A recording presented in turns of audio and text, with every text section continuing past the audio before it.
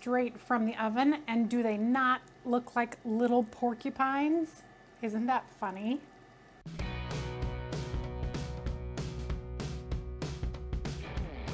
Hey everyone, welcome to Adventures in Everyday Cooking, where every day can be an adventure in your kitchen.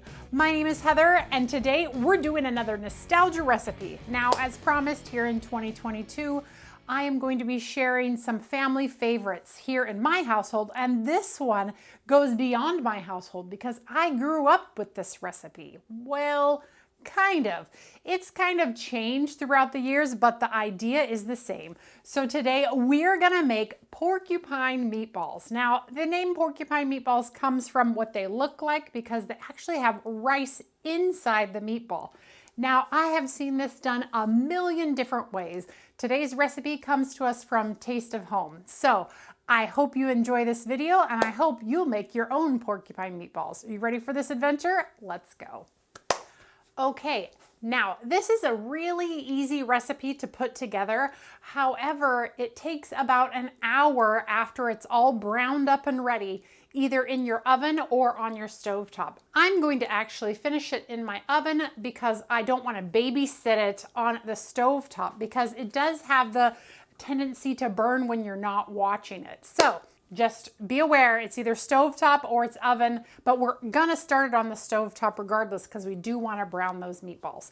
So first things first, we're gonna make sure our hands are really clean because this first part is all hands. Sorry, it's all hands. You could probably use a spatula or something or a wooden spoon, but it works just as well with your hands. So in this bowl, I have a pound of ground beef. I'm gonna add to it 1/2 cup of rice, salt, pepper, celery salt, and garlic powder. Now, if you wanted to use real garlic, you could do that as well. All the measurements will be in the info of this video. We're also going to use 1/2 cup of onion. Alternately, you could use onion powder if you had picky eaters, because, and of course, I've had picky eaters over the years, so I know that it works. But anyway, that's what we're gonna do. We're also going to add 1 egg. Here in this bowl, I have about 1/2 cup of water. I'm gonna reserve adding it until I think that the meatballs aren't moving as well as they should be.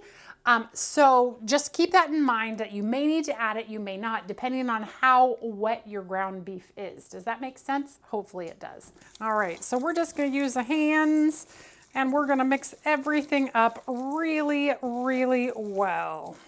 My mom usually adds some of her tomato sauce in the meatball instead of water. I'm not going to do that today because I don't even think I need to use any water either because my mixture is very moist and that'll be just fine. All right, now before you wash your hand, let's get, oh, look at that. There's a recipe hiding in my pot. This is my leftover pot pie recipe. Apparently, I was going to make a skillet pot pie sometime in the last week or two, and there's my recipe so that I remember what I'm doing with that pot. Obviously, I did not because here I am making porcupine meatballs. But just so that you guys know, I do have printables or links to where you can print them on my website at www.adventuresineverydaycooking.com. So, if you're like me and you need that printed word in front of you, that's a good place for it. Okay, so let's go ahead and start up our skillet here. We're gonna get that warming and we're gonna also put some oil inside of it once it's nice and hot. And in the meantime, let's do our meatballs. So we're gonna make good sized meatballs. That's my rice saying that it's done. We do want extra rice as well. So what we have here are, I'm using the medium scoop from Pampered Chef, and this is about the size meatball that I'm looking for, and I'm gonna need about 12 of them eventually to go into the pan. So I'm just going to portion them out and put them together while that's heating up. And it is important that you make all your meatballs about the same size because then they will cook all the way through all together. If some of your meatballs are bigger than others, they might not be cooked all the way through.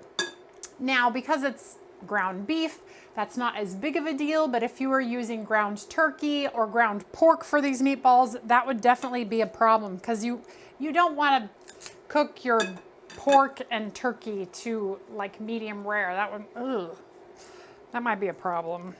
You might find yourself in the hospital after that with some salmonella. And our meatballs are done. All right, now that our pan is hot, we are gonna put in some canola oil and get our meatballs in right away.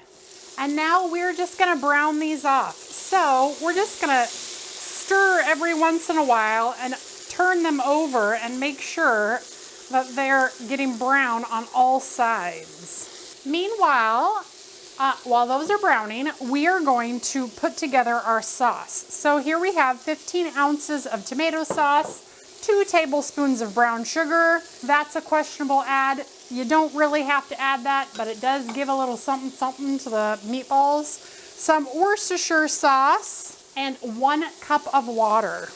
Let's just go over here, give those another little toss. All right, and then we're gonna use our whisk and just whisk it up. And done. All right. Once you think you have color on all the sides, now you get to decide if you think there is any oil in the pan that you need to remove, because you definitely don't want your meatballs to be oily, but a little bit of oil is okay. Like, I don't know if you can tell, my meat was pretty lean. So there's not a lot of oil in here at all. One of the reasons probably that there's no oil is because it's being soaked up by that rice as well. So just use your best judgment. If you think your pan needs some to be drained off, drain it up. Okay, I'm pretty sure that's good. All right, I'm gonna go ahead and turn off my burner, and we are going to add the sauce right in. All right, and let's just give that a little mix. Looks good. Now we are gonna cover it. Now, if I was going to leave it on the stove top, I would just cover it and I would check it about every 5 or 6 minutes, make sure things aren't burning, and we would just cook it until the meatballs are completely done. But I'm gonna go ahead and I'm gonna get it into a 350 oven for about 45 minutes. At the end of 45 minutes, I'm gonna remove the cover and cook for another, I don't know, we'll say probably 10 minutes or so, maybe 15, depending on what else I have going on and what the temperature of the meatballs are when I temp them. So into the oven it's going to go with some hot pads. And if you are cooking along with me, this is a great time for you to go ahead and get your rice in your Instant Pot or your pressure cooker or on the stove.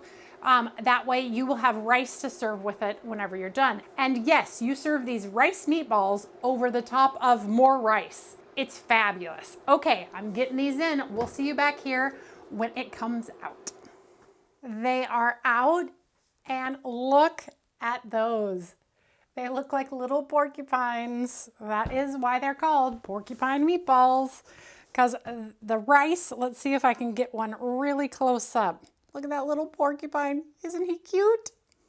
All right, now to serve, we are just going to put it all on a bed of rice. All right, and once the meatballs are on top, you then cover it with your sauce. And now dinner is served. Check it out. All right, but then we must know how they taste. I already know how they taste, but I'll taste one for you. You put a little bit of rice and your meatball.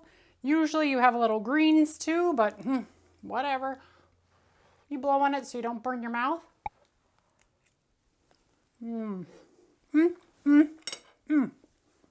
That is a home run. That tastes so good. The sauce is so developed.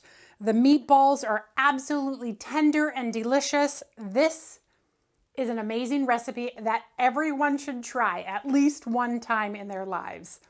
So if you try this, I want you to tell me. I want you to tag me somewhere, and I want you to show me your results, because this, you guys, this is so good. It's so easy. Takes a little time in the oven, all right, but so good. All right, you guys, if you enjoyed that video, give it a like, share it with your friends, and subscribe to my channel. I do videos several times a week, and I'm always looking for the next adventure. In fact, the next adventure is in my air fryer right now. What is it?